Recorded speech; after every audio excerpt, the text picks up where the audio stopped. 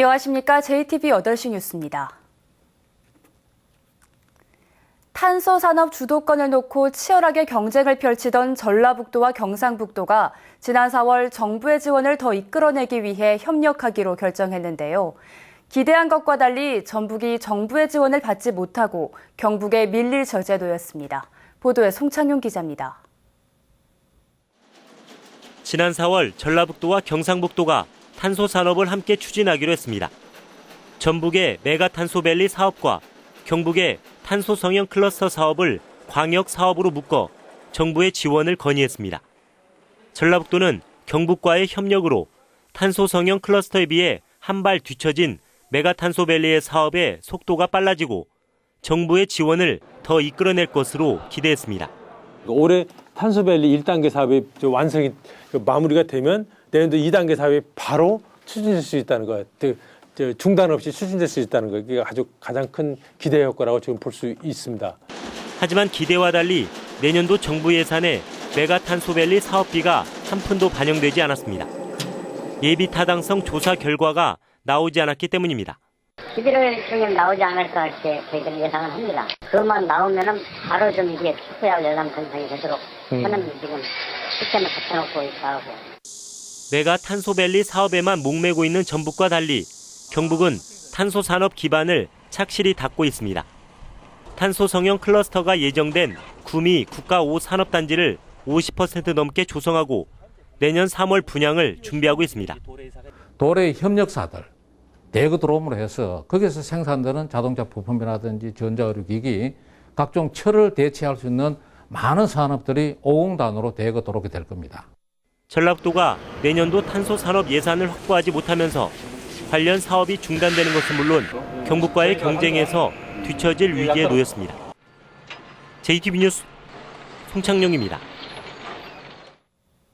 무소속의 천정배 의원이 오늘 신당 창당을 공식 선언함에 따라 전북 정치권에도 큰 영향을 미칠 것으로 보입니다. 전북에서는 이미 장세환 전 의원이 천정배 신당 참여를 선언했고 정동연 전 장관의 추가 합류가 관심을 끌고 있습니다. 정동영 전 장관이 천정배 신당에 합류한 뒤 내년 총선에서 전북으로 출마하면 새정치연합의 총선 후보와 신당 후보들이 경쟁 구도를 펼칠 것으로 예상됩니다. 전라북도가 내일 국회 농해수위의 국정감사를 시작으로 다음 달 초까지 세 차례의 감사를 받습니다. 먼저 농해수위 국감에서는 새만금호 불법 조업 방치와 국가식품클러스터 조성 현황, 그리고 AI 방역 대책이 쟁점이 될 것으로 보입니다. 이어 다음 달 2일 국토교통위 국감에서는 새만금 투자 유치 부진과 국제공항 문제, 다음 달 5일 안전행정위 국감에서는 전라북도 재정 자립도와 공무원 징계 등이 도마 위에 오를 것으로 예상됩니다. 중국산 고추와 고춧가루 수입이 크게 늘어 고추 농가들이 큰 어려움을 겪고 있습니다. 고추 농사를 지어도 채산성이 떨어져 재배 면적도 계속 줄고 있습니다. 보도에 정윤성 기자입니다. 진안군의 고추시장입니다. 올해는 전국적으로 고추 생산량이 평년보다 15% 줄어들 것으로 예상됩니다. 가격이 올라야 되지만 오히려 지난해 수준을 밑돌고 있습니다. 2012년 600g에 18,000원이 넘었던 고추값은 지난해는 7,500원 선, 올해는 이보다 1,000원이 더 떨어졌습니다. 마음이 쓰려 죽겠죠. 지금 말로는 못하죠. 그 표현을 못하지. 누구한테 하소연할 수도 없는 문제고. 가장 큰 원인은 중국산 고추입니다. 중국산 건고추 수입은 지난해 10만 4천 톤으로 1년 전보다 8%가 늘었습니다. 값싼 냉동고추와 고추 양념, 김치까지 수입하고 있어 국내 식품업계가 1년 동안 사용하는 국산 고춧가루 비중은 30%도 되지 않습니다. 국산 아니면 섞였어요.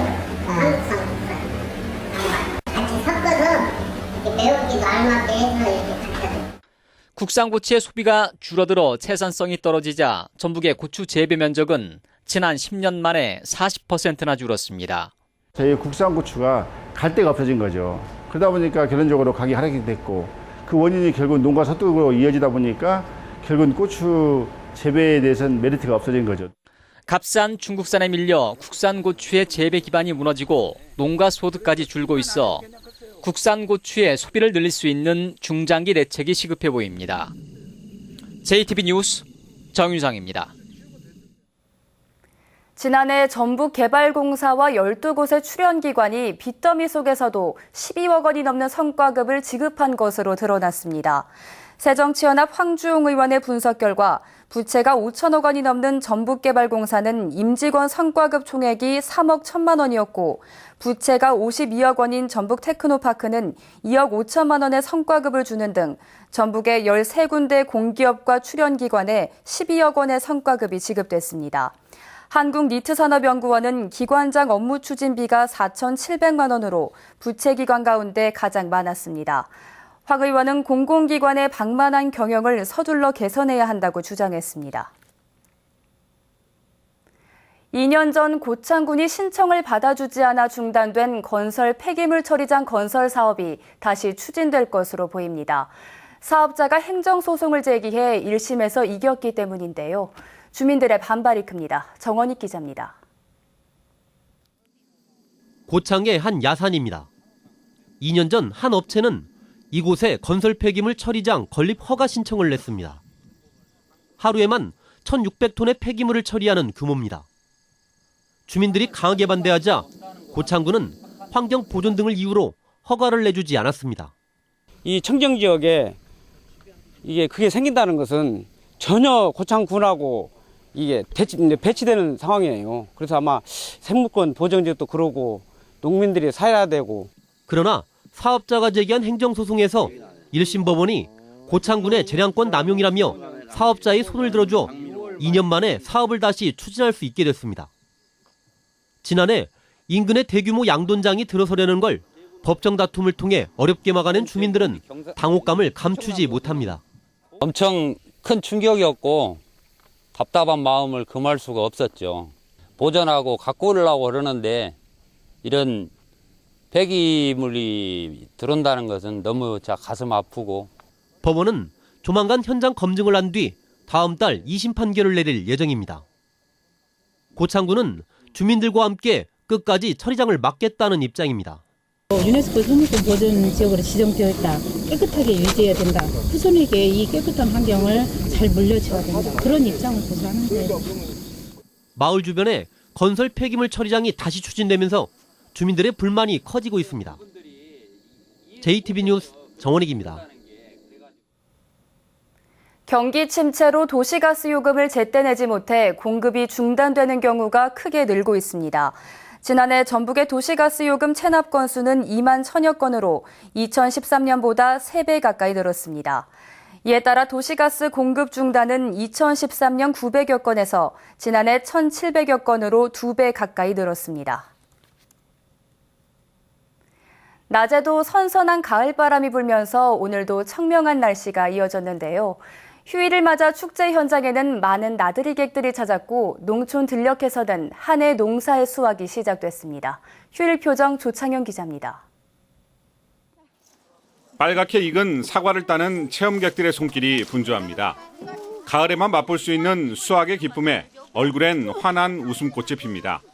서투른 솜씨지만 가족들이 힘을 모으면 금세 한 상자를 채울 수 있습니다. 애들하고 같이 오늘 하루 동안 사과 따기 체험도 해보고 이런 축제에 참여할 수 있어서 너무 좋았고요. 그리고 이게 애들한테 많은 추억이 될 것 같아서 좋았습니다. 한우 판매장은 장수 한우를 맛보려는 관광객들로 발 디딜 틈이 없습니다. 사과를 따는 체험을 한 뒤 담백한 한우를 먹는 관광 코스는 이제 장수를 대표하는 자랑거리입니다. 사과도 유명하지만 또 장수 한우도 너무 유명해가지고 소고기 맛을 보니까 정말 맛있네요. 산간 지역 농촌 들녘에선 이른 수확이 시작됐습니다. 한 해 농사에 결실을 맺은 농부의 얼굴에는 뿌듯함이 엿보입니다. 가족끼리 먹을 양식이고 뿌듯하죠. 한 해 열심히 농사해서 가족들과 같이 했는데 추석 전에 햅쌀을 먹을 수 있어서 정말 좋고요. 추석을 앞두고 공원 묘지에는 벌초를 하려는 후손들의 발길이 이어졌고 도심 주변 유명산을 찾은 등산객들은 소리 없이 깊어가는 가을의 정취를 즐겼습니다. JTB 뉴스 조창현입니다. 이달 하순부터 다음 달 초순까지가 내년 김 양식을 위한 채묘의 적기로 분석됐습니다. 전라북도 수산기술연구소는 평균 23~24도를 유지하고 있는 수온이 이달 하순 이후에 체묘에 적합한 22도 수준으로 낮아질 것으로 내다봤습니다. 전북에서는 군산 고군산군도 일대에서 김을 대규모로 양식하고 있습니다. 군산 해경이 주말 동안 표류하던 레저보트 한 척을 구조하고 법규를 위반한 낚시어선 등 9척의 선박을 적발했습니다. 군산해경은 어제 오전 군산항 육부두 인근 해상에서 레저 활동 중 기관 고장으로 표류하는 레저보트 한 척을 구조했으며 허가구역을 위반해 조업한 자망어선과 구명조끼를 착용하지 않고 낚시를 한 어선 8척을 적발해 수산업법과 수상안전법 위반 혐의로 검거했다고 밝혔습니다. 끝으로 날씨입니다. 전북은 내일 새벽부터 아침 사이에 서해안과 내륙 지역에 짙은 안개가 끼겠습니다. 군산과 김제 등 서해안 지역은 내일 맑다가 오후에 구름 많아지겠습니다. 아침 최저기온은 13도에서 15도, 낮 최고기온은 27도에서 28도 분포를 보이겠습니다. 바다의 물결은 0.5에서 1m로 비교적 잔잔하겠습니다. 전주와 남원 등 내륙 지역은 맑겠습니다. 아침 최저기온은 11도에서 16도, 낮 최고기온은 29도까지 올라 오늘보다 덥겠습니다.